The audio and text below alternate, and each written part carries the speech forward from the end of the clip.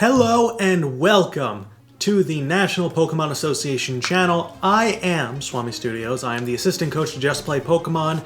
I am also one of the analysts for this season of the NPA, and I am in charge of the Game of the Week. This week's Game of the Week is between the Houston Raichus, led by Typhlosion, and Baby Powder's AV Dunsparcelona. So, the Houston Raichus are the team on the top. It is Latias, Typhlosion, Mega Scizor, Klefki, Thundurus Incarnate, and Rotom Wash. And Baby Powder's AV Dunsparcelona is Bronzong, Kyurem Black, Claydol, Mew, Mega Altaria, and Greninja with Torrent. So, right off the gate, we'll take a look at the Pokemon that they didn't bring, and then we'll get into the actual battle. And I'm going to be pausing it every step along the way so we can get a full scope of this week's Game of the Week. Baby Powder decided not to bring Pangoro, Hawlucha, Roserade, Tauros, or Dunsparce, and Typhlosion decided to leave Swampert, Trevenant, Primeape, Malamar, and Probopass on the bench. It seems like they pretty much brought their best six. The only issue I have for Baby Powder's team is that it is extremely weak to Mega Scizor. Obviously, you have the Fairy typing and Mega Altaria is weak to the Bullet Punch. You have Mew, Greninja, Claydol, and Bronzong, all weak to Mega Scizor in terms of Bug-type attacks. I believe all of them are weak to Bug-type attacks. I'm not positive on the Bronzong Steel typing. And then Kyurem Black is weak to Steel as well. So, you know, it's a little bit of an odd situation to have 6 Pokemon weak to your opponent's Mega. If I was in the position of Baby Powder, I might have brought maybe Roserade, maybe Tauros, something or other to deal with it a little bit better, but obviously this is just a really bad matchup for him because of that, and the rest of the team that Typhlosion has can kind of compensate off of that. I think this is probably the best 6 that Baby Powder could have brought, so without further ado, let's jump right into the battle. Alright, so Typhlosion is going to be at the top of your screen, and on the bottom is Baby Powder, and he's going to lead with his Bronzong. And it's going to be a lead for Tesla with Rotom Wash. So this is an interesting matchup. The little washing machine is going to Volt Switch immediately out and get a favorable matchup into most likely the Scizor. Would probably be the smartest solution here. Gets right into the Bronzong's face. I'm assuming that this Scizor is a Swords Dance variant, as the Bronzong goes for a Stealth Rock. So, right now, he has to switch out. But what do you switch into if you are in Baby Powder's shoes? He switches into Mew, which is an interesting choice because obviously Scizor has the capability to have knockoff. When it Mega Evolves, it's a tremendously powerful Pokemon. And he's going to go for the knockoff, obviously Bug Bite, knockoff, both of which do massive damage to Mew, and that knocks off Mew's leftovers. Immediately, though, he's going to switch out because Mew does outspeed Mega Scizor. It's the one downside to Mega Scizor is that it is not a very fast Pokemon. So, assuming that Baby Powder has now pretty much game planned against Mega Scizor, I think a safe assumption would be that Mew, who can learn pretty much any move, is carrying a Fire-type attack and will outspeed. So, Tesla switches into the Latias. Takes a little bit of damage, and it will absorb the Overheat from Mew. So a great prediction thus far. Because of its Dragon typing, it resists that. Because of its Psychic typing, it also resists Mew, and Mew's stuck in a bad position. So Mew's going to switch out here, and goes right into the Claydol. And Latias is going to go for a Draco Meteor. It's a really safe play because obviously Altaria is not a Fairy type yet. So this is going to do really good damage to pretty much anything. Stab, Draco Meteor does over half to the Claydol. Gets the decrease obviously in special attack. And we learn that the Latias is Life Orbed. So now we know 2 items for Tesla's Pokemon. And he's going to switch out immediately because that's just, or Tesla's going to switch out immediately because that's just the logical thing to do once you're at -2, and Claydol, you don't want to take an attack from that sort of thing. So he goes right back into the washing machine. And obviously Rotom can threaten out the Claydol with both an Energy Ball or a Hydro Pump, but Baby Powder makes a great play and doubles out into his Bronzong. So he gets back out to take on the Rotom Wash, which we know has leftovers now. So we know a decent amount of information about Tesla's team, and he's going to go for the safe vault switch yet again, and that's going to pretty much be a clear sign that's going to go back out into maybe the Scizor, maybe into something else, and he actually goes into the Klefki this time around.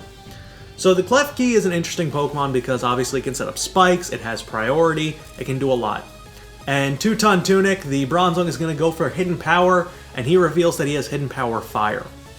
So, right off the gate, you understand that he is preparing for that Mega Scizor. I mean, it's pretty clear.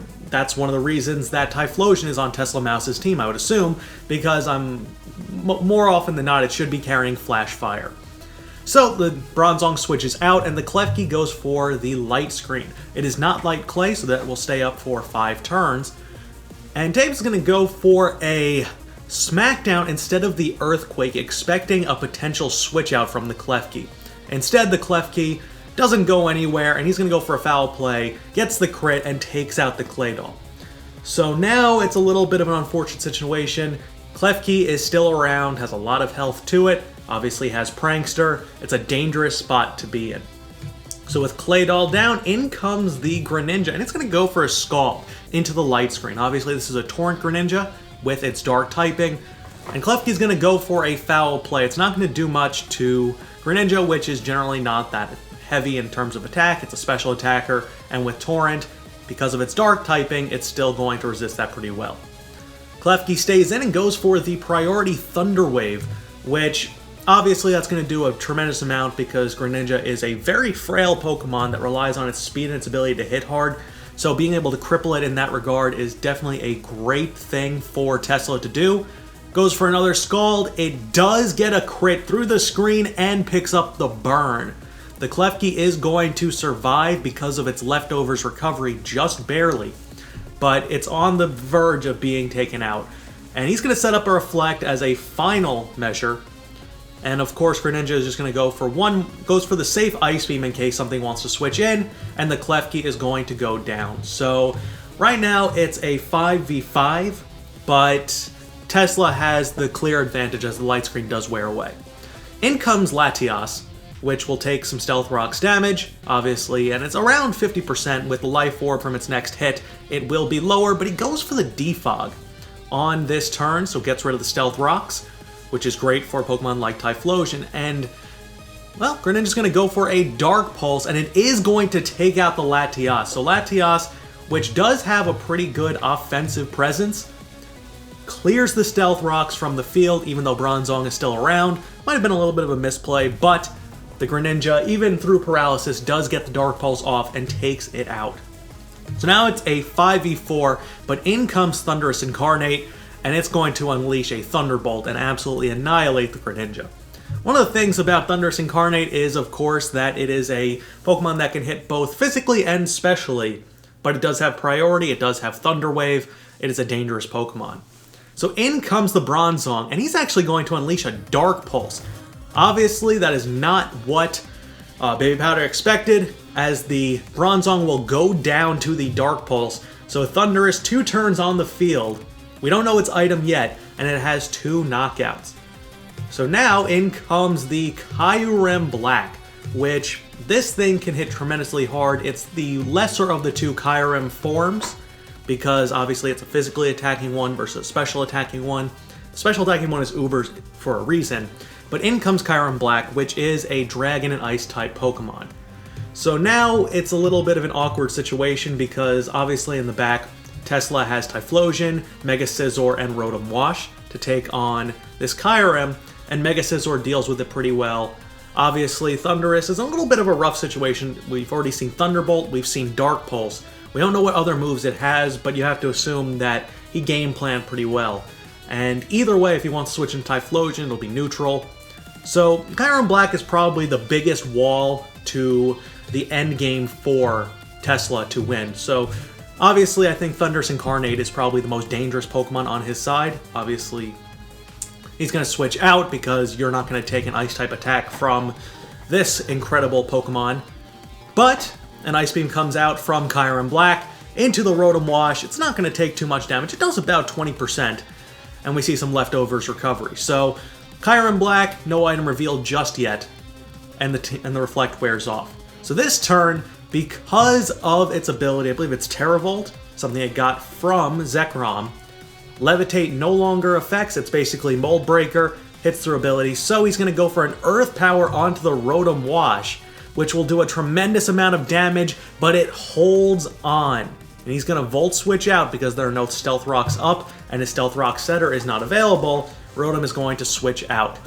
Barely survives, does a little bit of damage to the Kyurem.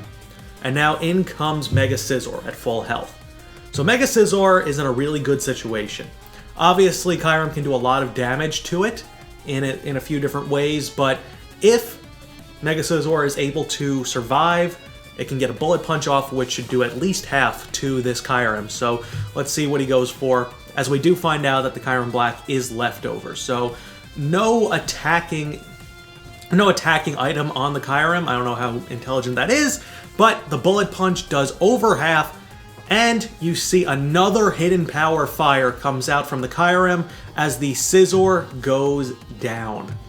So now we're in a position where it's Kyurem Black at around about 40%, Mega Altaria in the back, yet to Mega Evolve, and Mew to take on a Typhlosion, Rotom Wash, and a Thundurus. The Rotom is basically done, so it's essentially a 3v2, but the Kyurem is a little bit worse for wear. It's still a fast Pokemon, but it's not fast enough to outspeed something like Typhlosion, especially if it's Choice Scarfed.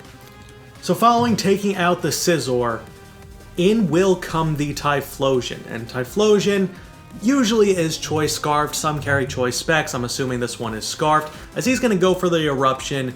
With Kyurem down below half, this will do about 70%. The crit did not matter, and the Kyurem Black goes down.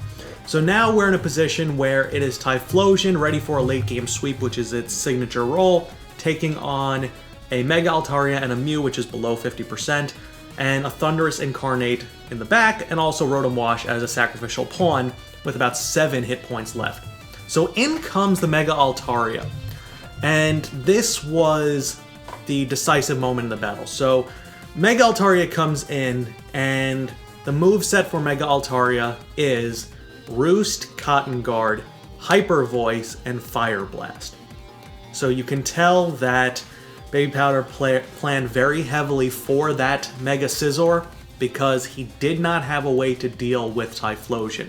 Having Hyper Voice, which will convert to Fairy typing because of Pixelate, it resists because of its Fire typing. If it's Flash Fire, Fire Blast can't do anything to it. Cotton Guard, I'm assuming, was to survive a Bullet Punch from it, but I think there were better options to use on Mega Altaria. But either way, with 3 special attackers left, he's going to Mega Evolve, and he's going to make a mistake here, as he's actually going to go for the Cotton Guard. There was really no point in going for that this turn, as Tesla goes for an Eruption. It's not going to do all that much to Mega Altaria. It does about 20%, and the Cotton Guard comes out. So Cotton Guard raises your defense by 3 stages, but he's facing 3 Pokemon that are special attackers, so this was really a misplay on his part. If he was able to Hyper Voice the Typhlosion right here, it might have been able to do enough damage that the Eruption later on would be much less significant, but going for the Cotton Guard, it guarantees another hit, or that the Typhlosion does not get damaged. He's going to switch out, he's going to go into the Rotom Wash and sacrifice it off, as well, Mega Altaria is going to go for the Hyper Voice and finish off the Rotom. But at this point, it seems like this battle's pretty much all but over. Both Thundurus and Typhlosion both outspeed Altaria and Mew in this situation, assuming that the Typhlosion is Choice Scarfed. And here we see the third move from Thundurus. It is Sludge Wave. Sludge Wave comes out. It's super effective thanks to the Fairy typing added on to the Altaria. It does not knock it out. Hyper Voice comes out. It's going to do about 70% to the Thundurus, but it holds on. And here is a switch into Mew. I don't fully agree with that. He goes for another Sludge Wave. The Sludge Wave is going to do more than enough to the Mew to put into any range for another attack. Dark Pulse comes out, and at that point, this battle's pretty much over. There's nothing that Baby Powder can do because he will not outspeed Thundurus, which does hit base 111, or it hits, I think, base 168 somewhere in there, and neither his Altaria or his Mew would be able to match that. He goes for the Sludge Wave, and Thundurus finishes up the game. It is a 2-0 victory for the Houston Raichus. Tesla Mouse defeats Baby Powder and AV Dunsparcelona in week number 1 of the National Pokemon Association Season 2. This was a great battle between two good competitors. There were a lot of predictions, there was a lot of intrigue to the battle, differences in moveset, and I think the deciding factor came prior to this match. It was pretty clear that Baby Powder was preparing very heavily for that Mega Scizor, and I think he might have game planned a little bit too heavily for it. He had a counter on, I think, all but the Greninja for it, which is a little bit much. Maybe the Claydol didn't, but when you have 4 or 5 Pokemon prepared to take on one, you're going to open up areas where you're not going to be able to compete against the other Pokemon, and having Fire Blast and Hyper Voice really exposed a bad situation when Typhlosion was on the field. So I think that was really it. Also, letting the Greninja get Thunder Waved early by Klefki was a really bad situation because Greninja potentially could have survived a hit from the Typhlosion and maybe even been able to win the battle. It also probably could have done some good damage to the Thundurus if it wasn't Thunder Waved. So, with all of that being said, I am SwamiStudios, an analyst for the National Pokemon Association. This was the game of the week for week number 1. I hope you guys enjoyed my breakdown. I'll be talking to you guys next week for week number 2. Peace.